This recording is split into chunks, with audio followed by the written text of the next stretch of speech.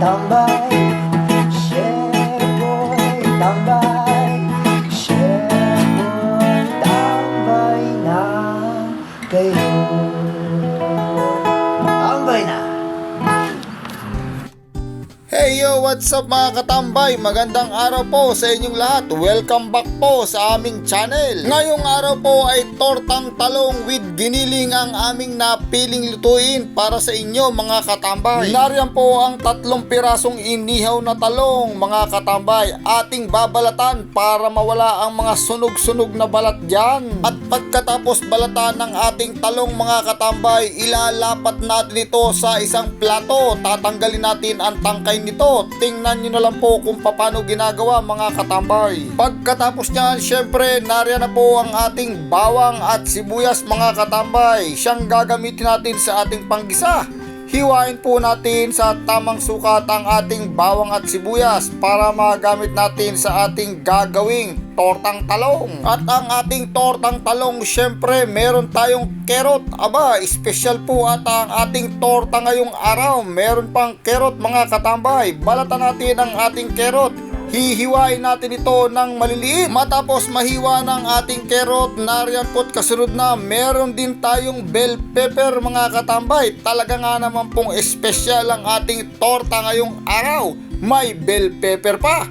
Hihiwain din po natin ito ng maliliit mga katambay. Matapos mahiwa ng ating bell pepper mga katambay, painitin na natin ang ating kawali. Lagyan na ng mantika. Tayo na ay maggigisa ng bawang at sibuyas.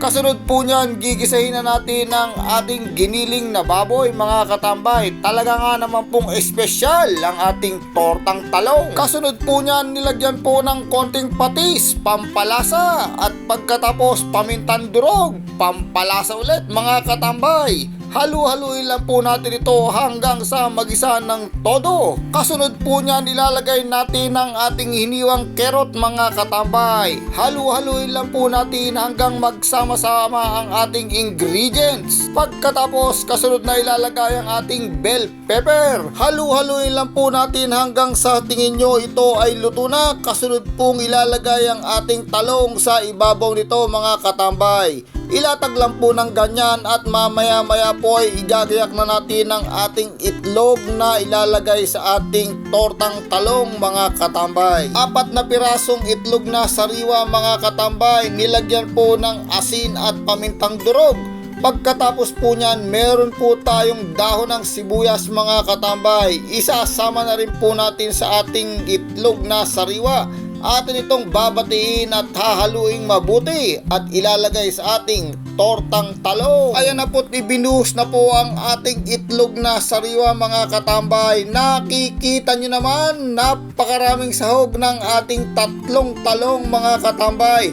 Baligtad po ata ang nangyari, hindi po ata tortang talong, mukha pong tortang giniling na may talong mga katambay. Ayan po't pagkatapos natakpan ng ilang sandali, makikita nyo namang parang ito'y luto na mga katambay.